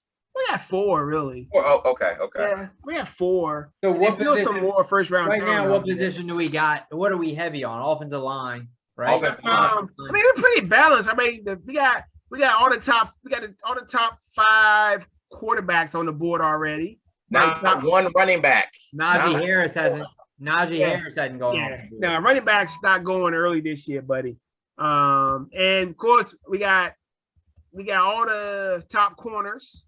No safeties yet. No safeties, okay. And a couple of linebackers. You know, we got 3 offensive linemen. We got 4. Because I think because Joey, Vera Tucker one was I wasn't expecting that one, right? I thought that the top 3 linemen were Dara Shaw, Slater, and Sewell, but Vera Tucker in there. So I mean, you know what? Hey, you know, we putting our drafts together. I think we're doing a good job. We got picks next week. We got picks 23 through 32. Yeah, so we'll see where we are. We'll finish out the first round, and then that week after, we'll kind of revisit everything and sharpen up the, you know, because we're already seeing stuff right now that we probably would adjust. But we wanted to see, this is kind of what the exercise was, of just seeing as the things go along, where are we at? I mean, you see, even the best guys, they're doing mock drafts volume 7, and you know, and they're doing mock drafts with trades happening that they don't even know what's going to happen, right? Here's my mock draft. The Patriots going to trade up for this. So like, how do you know that? Yeah, I mean, it's such a crapshoot. So I mean, we know that, but we know that there's probably stuff already we would change. But we're just trying to just roll with what's already been picked, and then we'll adjust. The final thing will be adjusted in the draft show, that first annual CJ Squared draft show. It's live, y'all. That show will just be kind of YouTube live. We'll be talking just seeing how bad our picks were is really basically right. And we may have 1 or 2 special guests to come on here. We give them a little talk about their team or their pick and see what they say. Maybe, let me add in. Like it. Let me add in for the receiver pick that you just mentioned. Of course, Chris is going to completely agree with that, because his man's is Ryan Tannehill. That's his man right there. That's his boy. Ryan Tannehill ruined my life. I need some weapons. That's ruined my life right there. Well, and I also had Davis, so that hurts me a little bit because I had that combo right there. Ryan Tannehill ruined my life, Joey. He set me back a few months. Yeah. He shortened my lifespan about a couple of months, but it's all my good, boy. Right? He's been carrying me. So get him some weapons, please. Yeah. All right. So that concludes our NFL mock draft. And we're gonna jump right into more draft conversation, because we're gonna talk about, and I'll let Joey, because this is Joey's baby, the CJ Squared. I don't know what time it is. Elite 8. The CJ Squared Elite 8 this week. The greatest. It's not the Elite 8. It's the CJ Squared. They stink 8. Yeah, exactly. Complete opposite of the Elite 8. Oh my goodness. 8. Yes, right? They do. The greatest Elite 8 in America, everybody. The CJ Square Elite Eight. In America. In America. Continental? In America. Continental America, or South America, Central America. Thanks to America. I like that. So, for this version of the CJ Square Elite Eight, as we just said, we got some stinkers going on here. The topic is biggest NFL draft bust of all time. Ooh. For the CJ Square Elite Eight for this week. Let me read off the names that we have chosen for our draft bust, as well as what seed they are for this Elite Eight. All right. Number one seed. You got them up? I do have them up. Okay, you prepared today. Good job. Can I? I can't share it though, JB. Okay. You want me to read them for you, bro? Well, you don't have to read them for me. Go ahead, read them out. We ain't gotta share. Oh, you want to share? Oh, you got it. I was actually thinking you wanted me to actually share with you, but I have them up. No, we don't. No. We go. Yeah, just go ahead and read them, Joey. Yeah, go ahead and read them out. Fine, that works. All right. Number one seed, quarterback, Ryan Leaf. Number two seed, quarterback, Demarcus Russell. Oh my God. Number three seed, quarterback, Heath Schuler. Number four seed, wide receiver, Michigan State, Charles Rogers. For our fifth seed, quarterback, Achilles Smith, Oregon State. My Achilles. For our number six seed, we actually decided to sort of mix it to put two running backs here because they come from the same state university. We are Pennsylvania State University. Shout out Belinda Cigar. We are in state. Carter and Blair Thomas. Our number seven seed, the money man, Johnny Manziel, quarterback. And the number eight seed, another running back from the University of Alabama, Trent Richardson. Oh, Trent Richardson ruined my life. Another one to ruin your life. I did. He ruined my life back in the first year of fantasy football I played, the league I have now. Took him in the first round after I watched him on NFL, like on the commercials. Yeah. He was doing the commercials back then for fantasy football. Yes, he was. I paid an hefty price that year. You need to leave your bias. No bias there. Yeah, no bias. No bias there, but man, ruined my life. You're like, he should be the one seed. Nah, no. He shouldn't be the one seed. I can't look past some of the other stuff these guys have done. No. All right. No. All right, Chris. All right, Joey, give me the first one. Let's go to the top of the bracket in our matchup. We have Ryan Leaf as the number one seed quarterback. Did Ryan Leaf go to Washington State? Washington State. Yeah. Washington State University versus Trent Richardson, running back, University of Alabama. Where are you going, Chris? I gotta go Leaf here. Richardson had a decent season and then fell off, where Leaf had a decent 2 games and then fell off. He just was, and the fact is, people were actually talking about between him and Manning who was going to be the better guy. Yeah, that was a real conversation. So, yeah, at one point that was guys were split. Conversation for people. Guys were split on that. So I think the fact is, we can get into some Leaf numbers later if you want, but I think that to me, Trent Richardson was, I think because he came out of Alabama and was so hyped up, but he's a beast. I think that he had the one good year. Then he gets, what is it? Well, he got traded year 2? Year 3, maybe? Was it year 2? It was he got traded year 3. Yeah, it was already, at that point, was already done for him. It was already washed up. So, but either way, I'm still going, I got to go Leaf here. Yep. Where you going, David? I have to join in with my man Chris, even though Trent Richardson ruined my life in fantasy football back in the day.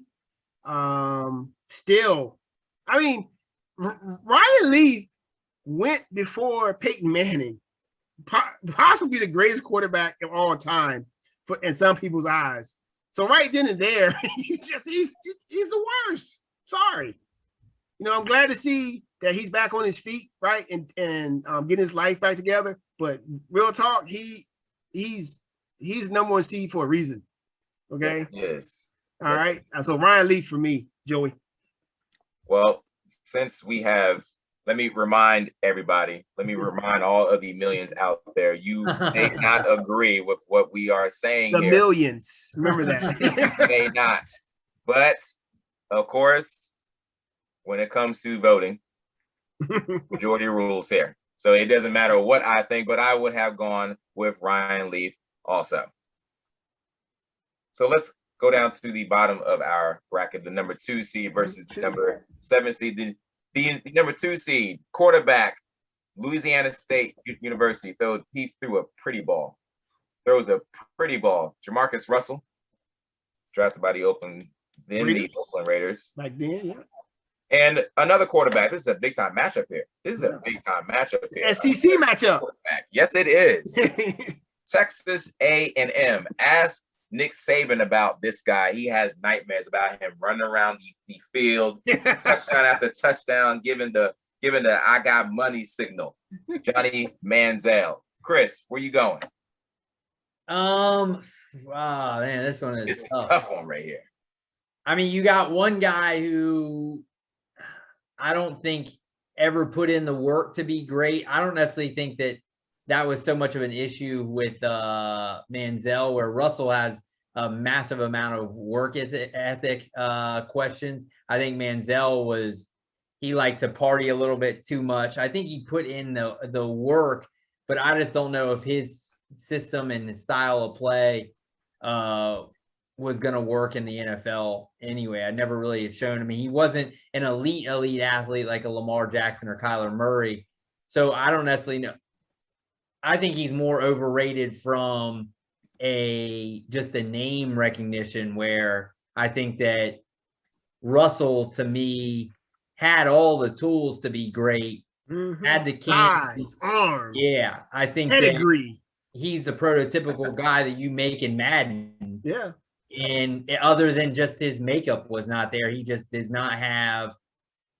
was not going to be a leader and a guy who could lead a team to pretty much anything. So I would say for me, he's the bigger bust, because I don't necessarily know. I think Manziel was just a name that got overdrafted. I think people just fell in love with him, but I don't think really that he was going to be that guy ever. Where what's his name? I think should have been and just fell on his face. Yeah. Yeah, I gotta agree too. Even though Johnny Manziel, like I say, was so hyped up. Football. I mean, I remember when they were saying that the Cowboys had to stop Jerry Jones from drafting him, but he was just so enticed by having the money man out there in the new stadium, dancing around, doing all the money signs or whatever. Yeah. And they went conservative in drafts. I believe this year they drafted Travis Frederick, I believe, or I think it was Zach Martin, one of the two. I think it was Martin, right? Because Frederick Martin. Okay. Yeah, it was Martin because Frederick went later on in the draft, like pick 30 or something. But yeah, and that was a great pick because Zach Martin's one of the best guards or linemen in the league.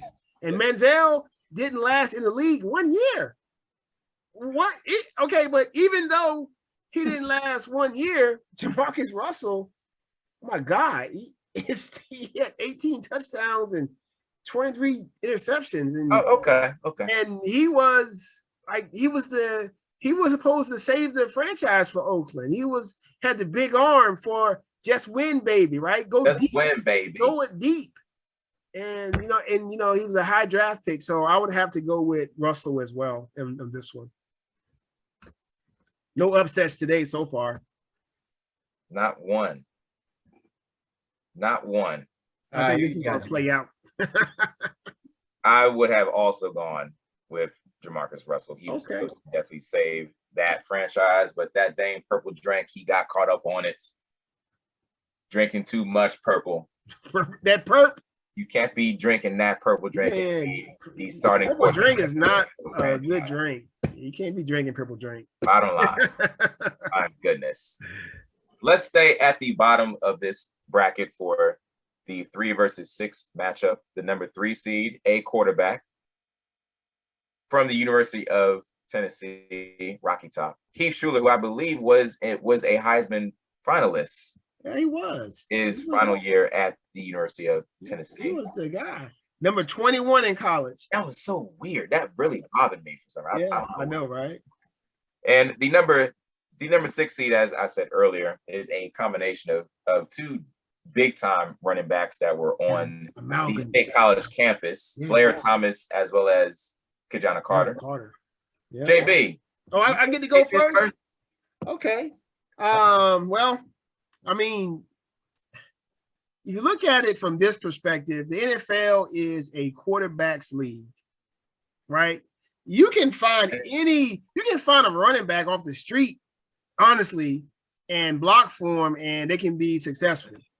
So even though Kajana Carter and Blair Thomas were a complete bust, which they were, because they came out hyped. They came out just as hyped as Saquon or Zeke, really, when they came out of college. They were that good in college. But being a quarterback, the expectations are so much higher. And being a quarterback drafted high, like Schuler, playing for in the nation's capital, against a team that was, had a history of winning, and the pressure was on him. And what I said earlier, pressure either builds coal or diamonds. He was a piece of coal, like Charlie Brown get on Halloween. Where'd you get, Charlie Brown? I got 2 pieces of coal. Charlie Brown. That's what Heath Schuler was, a piece of coal.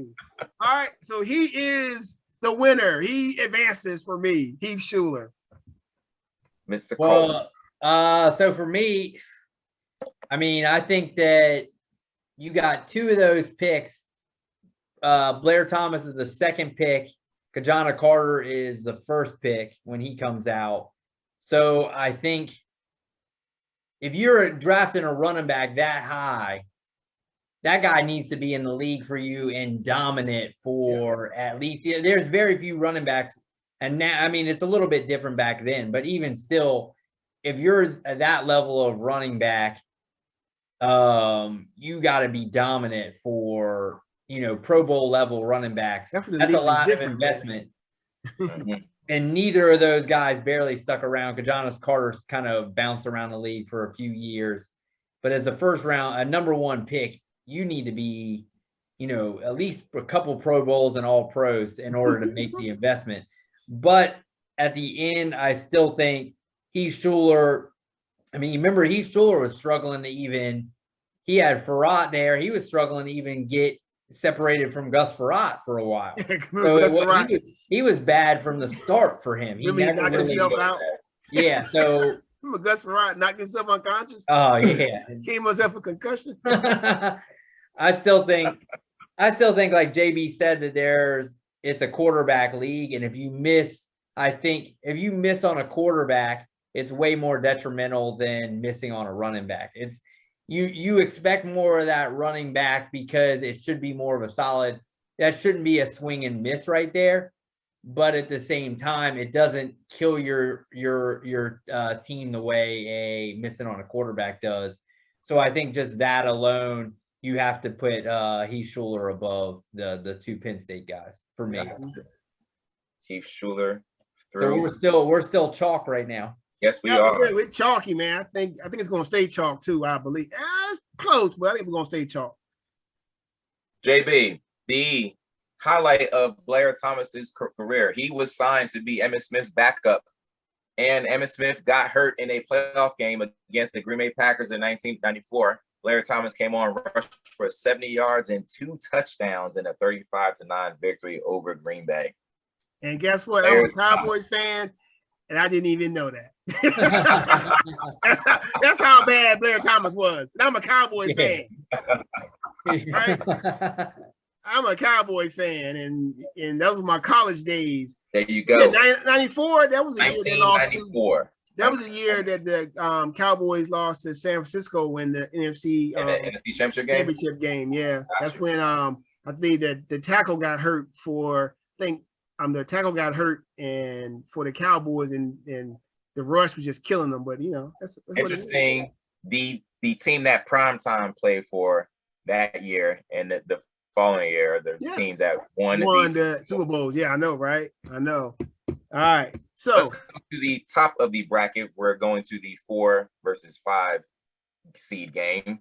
The number 4 seed, our first wide receiver in this Elite 8 for this category of draft bust. Charlie Rogers, wide receiver, Michigan State product versus Rest in peace, my brother. Absolutely.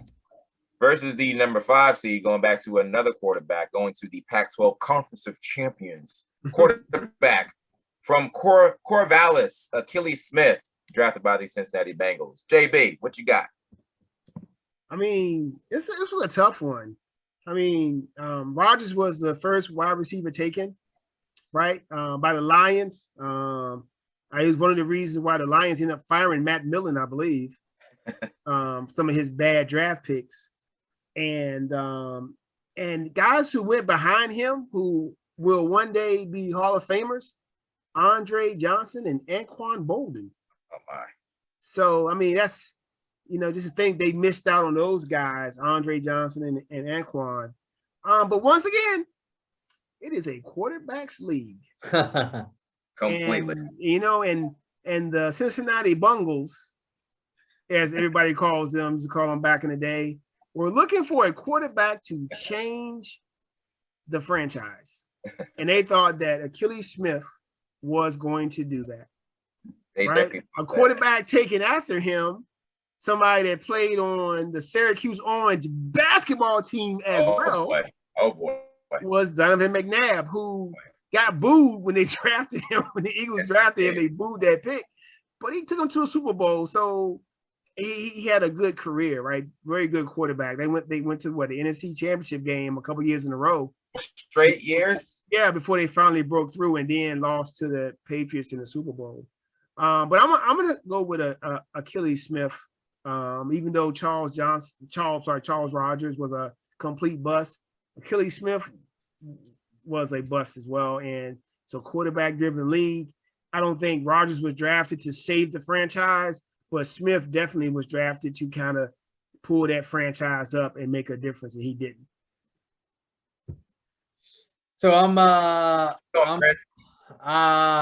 so Charles Rogers, his career stats, you look, he had you look at his career stats, and at Michigan State, that dude was catching monster. He couldn't be stopped. Remember how many he would catch fades all the time, man. I think everyone thought he was the next Randy Moss type of guy. And so his career NFL stats, he had 36 catches, 440 yards, and 4 touchdowns. Jeez. So from the second pick. So just that alone, I mean, is horrible. That's like for a good receiver now, that's like half of a season. Not even. That's not even a good half of a season. Right. So, I mean, and that's his career.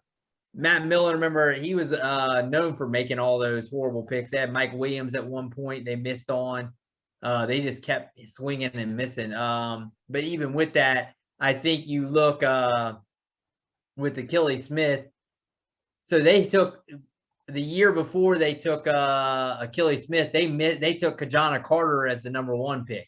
So 2 years in a row, they're up in here in the top 8 worst busts of all time. That's why they have. And like JB said, is there was other picks to be had that they missed out on a guy who really only did it for 1 year in college. And so I mean, I still think the quarterback is the main position. And so you gotta go here. But next round will be interesting because we're gonna have all quarterbacks, it looks like. Dude, Achilles Smith also played baseball too. He was a baseball player too. He was a outfielder and first baseman. But in NFL career, his statistics, this is for his career: 5 touchdowns, 13 interceptions. Oh my. 2,212 yards. This is for his NFL career. He played for NFL Europe, played for the Frankfurt Galaxy, 2005. I went to a Frankfurt Galaxy game. And played Canadian football, the Calgary Stampede in 2007. So he ever win a Grey Cup? I don't think so.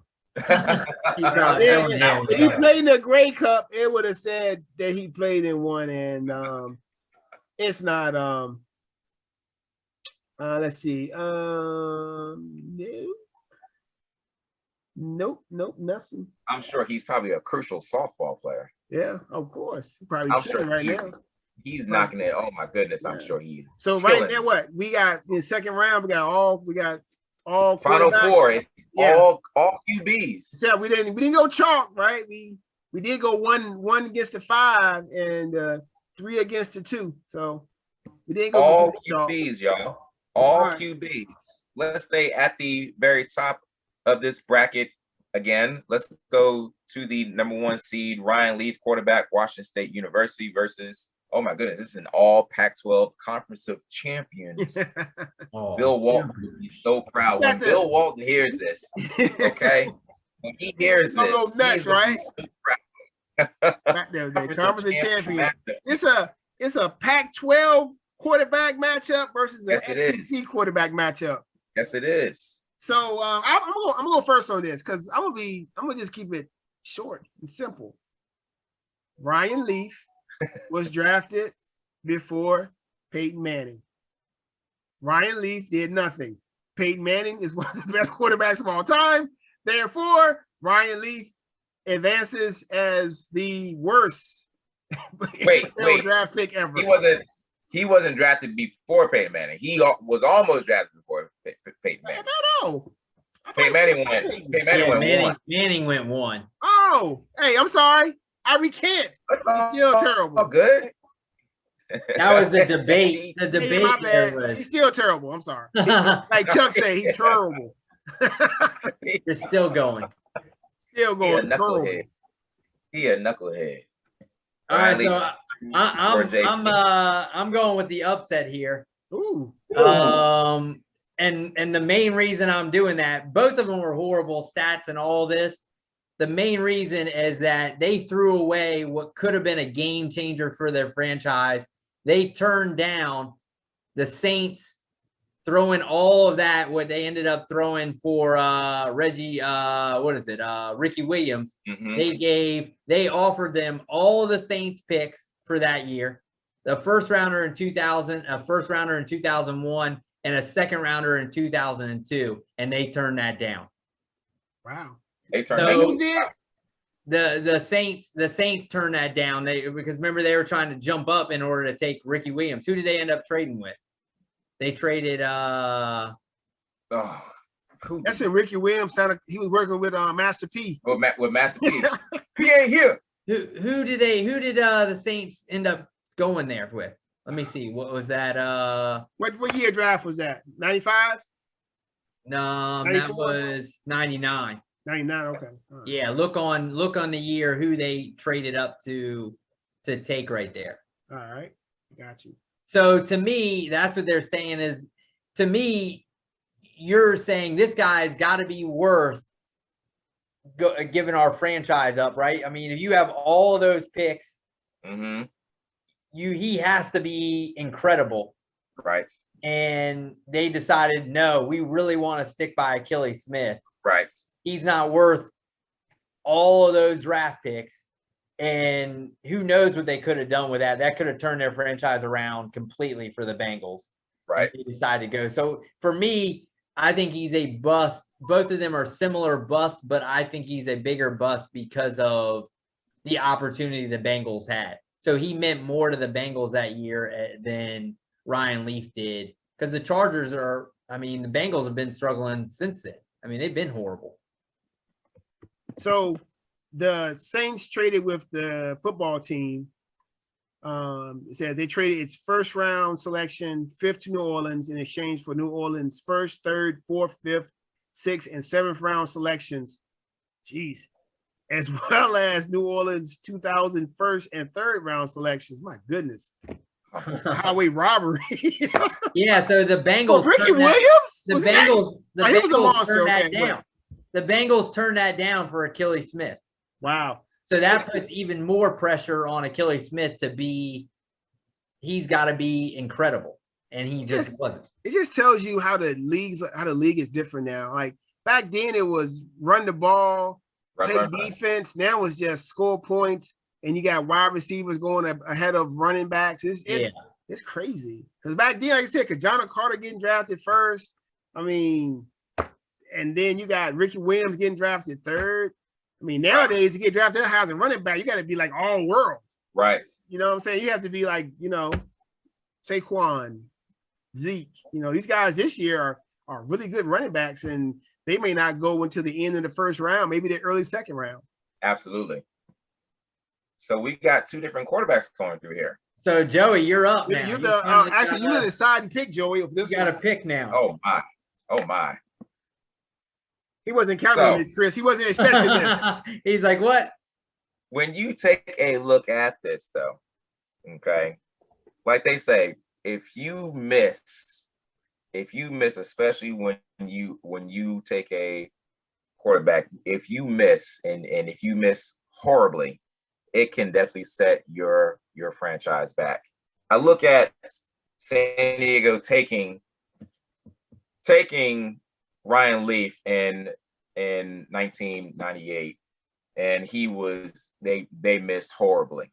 Luckily for them, they still had some decent stability coming behind him. Harbaugh was still playing football. Doug Flutie was still playing quarterback. Doug Flutie had a 3,500-yard year, threw a lot of interceptions that year, and threw I think maybe 15, 16 touchdowns. But then, luckily for them, a quarterback named Drew Brees came along that they drafted. They decided that his arm injury they didn't really believe in him, so they moved on in and traded with the New York Giants to get Phillip Rivers. Yeah.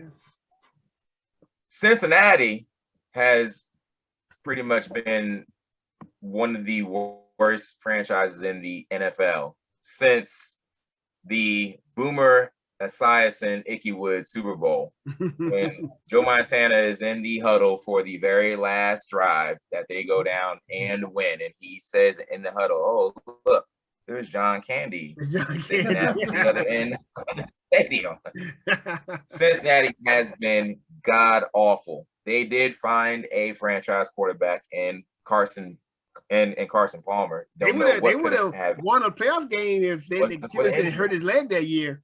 Or would they have? Because they would have beat the Steelers. They would have beat them. I'm telling you, they had that number that year. Team, JB. That was a great Steelers team. But that was a great Bengals team as well. Yes, that Bengals team had players on it. Those are Chris's boys. That Bengals team, Chris was a big fan of. That was an unfortunate play though. That was one of the most unfortunate plays, man. Because yes, it was. You wanted to see that game being played by Palmer and see if Palmer could beat the Steelers and erase the Bengals, the Bungles off their name. I was mad. I was so mad when I watched that. I was like, I can't believe it. Then they brought in John Kitna, Cowboy. That's your boy, JB. That's your boy. I think he's one of the quarterback coaches for the Cowboys now as well. John Kitna. I know that he is coaching. Yeah, I know. High school too. So he's doing it all. Because of the series of unfortunate events that Cincinnati had to suffer from having back-to-back awful picks in drafts, I'm going to go Achilles Smith is the worst draft bust over Ryan Leaf. Oh wow! It is. You know he was going with you anyway, Chris. That was. Whenever we do the Elite Eight, he always goes with you. We made the cases, and I just set it out there better. Show the tape. Where's the tape? Show it. I got receipts. Oh, I just made a sweet case, and he couldn't resist it. He couldn't. I got receipts on it. I got it. I got receipts. Hey, right. When you see what they gave up for Achilles Smith, yeah, that's to me the tipping point, because now it's not just a bust for them that year. You now you're messing up their franchise for years to come if he doesn't turn out. You know, they're sitting there saying in the draft room, look, we got offered basically picks for years to come. This whole draft, their whole draft. Are we really thinking Achilles Smith is going to be worth it? And somebody in there is like, yes, he is worth it. Somebody said that. Somebody was like, I will put my job on the line. And then they were fired that year. Somebody definitely said that. Somebody went to battle for Achilles Smith, and he was also playing slow pitch softball with Achilles Smith after that. He followed him to NFL Europe. Oh my gosh, somebody really somebody went to bat for him, and they also lost their job. So to me there, I think that when you put that on top, when I heard that, I was like, man, no matter how bad Leaf was, they didn't offer them the whole everything that the whole draft pick. So Joey agrees. Yeah, of course. Of course he agrees. I'm not mad at him, but of course. He didn't have to give that speech. He could have said, you know what? Chris chose Smith. I'm going Smith. He could have just did that. Could have saved us time, bro. True, baby. You could have saved us some time right there. You could just save us some time. All right. So let's go to the other next one. All right, I'm going chalk again. I mean, you got Russell and you got Schuler, both big time busts in terms of the NFL community. Did Demarcus win that championship? I don't know. Did he? I'll look it up. One went one. I know Schuler didn't. One went one and one went three, I believe. Yeah, right. So I gotta go with I'm not gonna get all analytical like my man Chris is with all these draft picks, and I'm going with the eye test, right? I would agree. They both stink. They both were not good. Okay, let's just be real. This is why they're the all-time bust. This is the what we call it, the stinking eight or something. Right. I'm gonna go Demarcus Russell. There you go. Right? I mean, like Chris said earlier, if you're looking at a prototypical quarterback at the time, Demarcus Russell was that player. Big arm, big body, tall, athletic enough to just stay in the pocket and move a little bit and take the hits. Heath Schuler had the size of a running back, I think. Well, he wasn't really a quarterback. He wore 21 in college. 21. He's a running back playing quarterback, I guess. Anyway, I'm going Demarcus Russell here as advancing to the final round against Achilles Smith. Okay. I'm agreeing with JB here. I think that all right. we had looked through partly. I don't necessarily know if you can blame the Redskins if they need a quarterback that year, which I think they do at that point. The next best quarterback and the next one, the only one taken in the first, I'm looking right now, the only one taken in the first 4 rounds other than Schuler that I'm looking, which is crazy now knowing the way we get runs on quarterbacks. Yeah. The next quarterback and the only other one taken was Trent Gilford, which you remember he was hyped up. Super Bowl winner. And so, I mean, it wasn't like there was, if you need a quarterback in that year, there wasn't like there was amazing quarterbacks on the board and they just missed. With Schuler, he looks like he looked the prototypical guy coming out, maybe not necessarily Russell-wise, but he looked like he was going to be good. Yeah. And if you need a quarterback, you basically – the next guy, the guy taken in the 4th round, let me see, was Perry Klein. Who is that? From CW Post, Division II. went to the Atlanta Falcons. Oh, wow. He was the third quarterback taken that year? He was going through it. He looks like he's the third quarterback taken. That was not a good year for quarterbacks.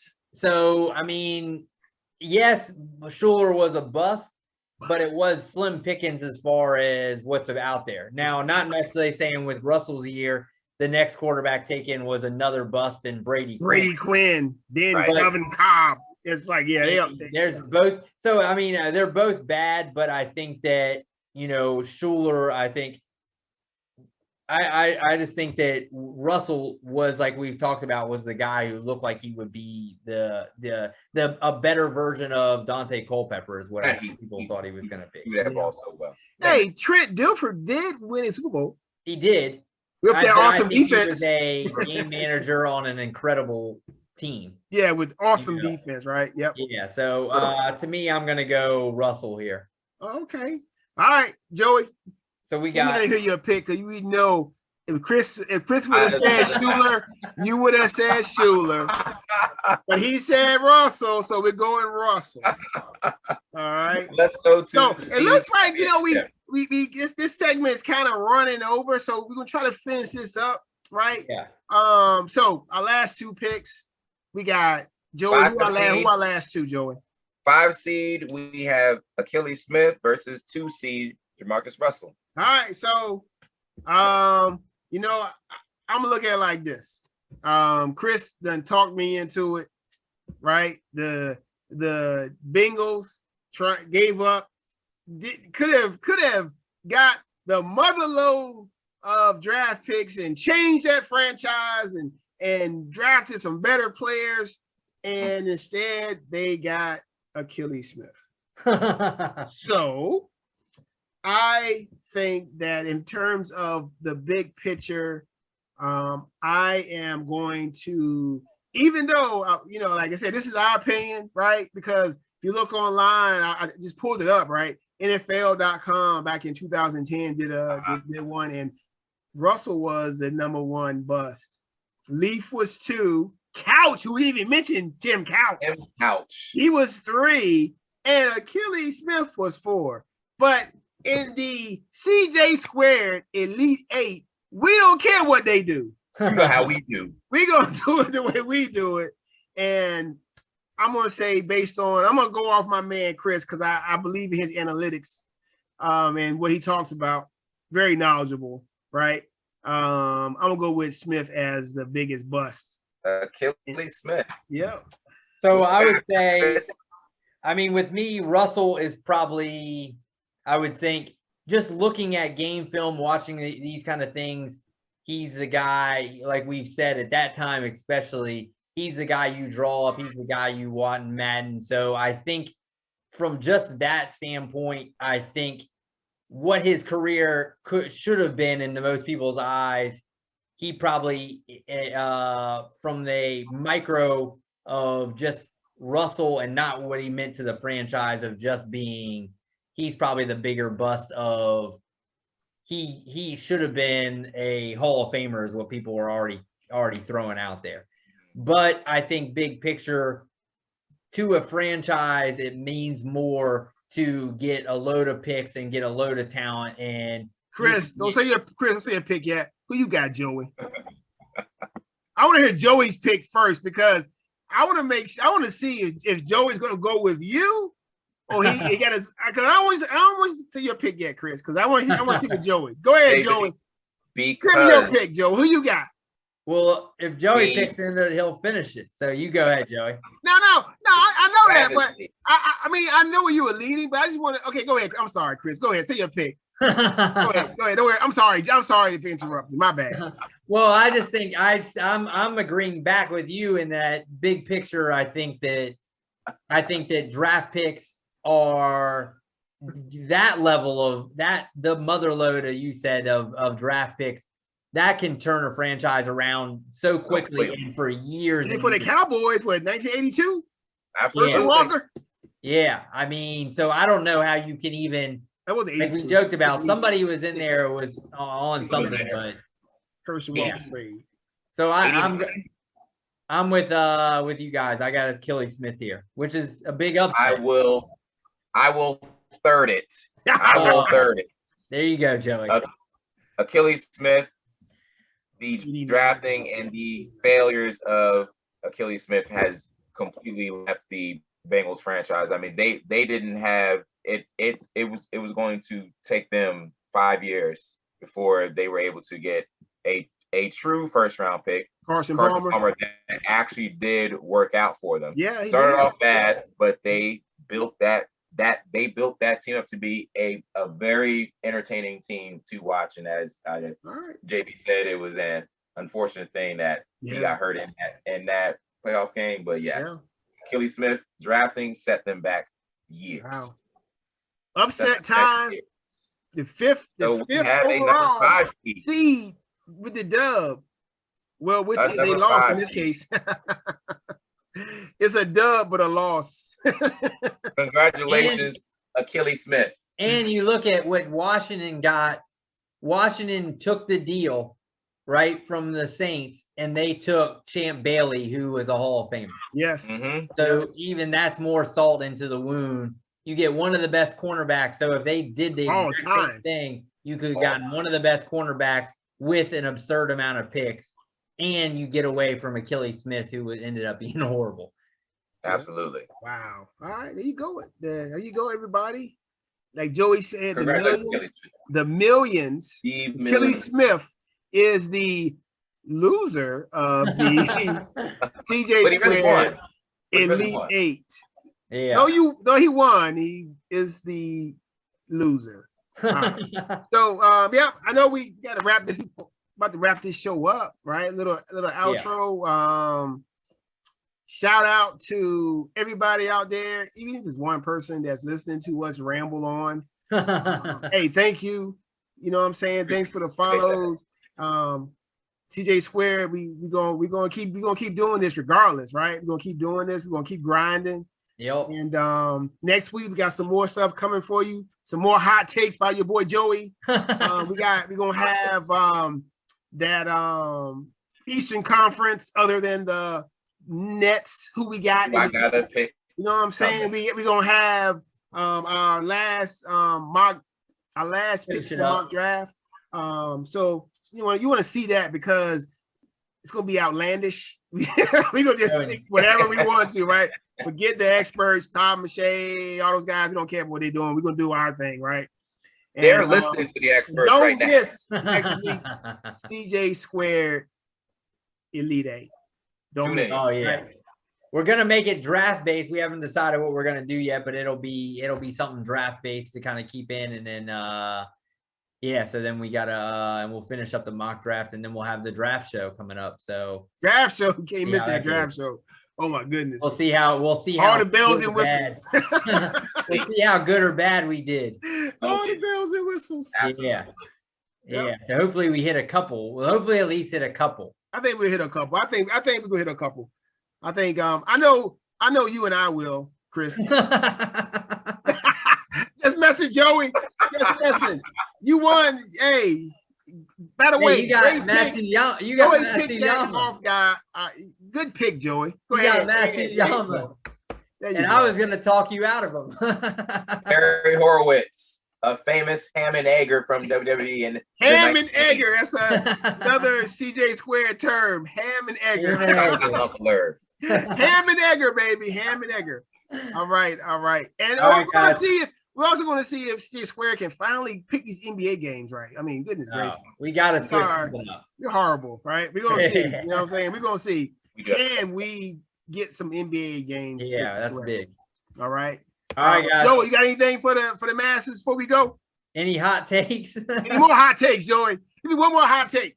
You want one more hot take? I want one more hot take. You got 2 for the night. You already got. We got Dustin Johnson will win a major this year thanks to Wayne Gretzky.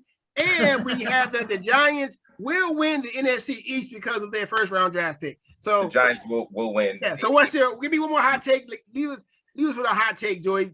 We're gonna come back for more after this hot take. Hot take: Oklahoma football will be in the Final Four. In the Final Four for national championship in 2021. You just got these stored away. Oklahoma in 2020. Actually, it'll be 2022, but we know what we're talking about. There'll be 22. We're gonna have a hot take show one of these days, so y'all can hear all these hot takes, and then you can say these things are hot, man. They hot. Y'all. We always hear it first. That's the thing. We hear here first. That's right. That's where it does. All right, CJ Squared. I'm signing out, everybody. All right, guys. All right, y'all. All right. I can find my mouse. Joey's hot. How do you just got these at the ready, Joey? You just need to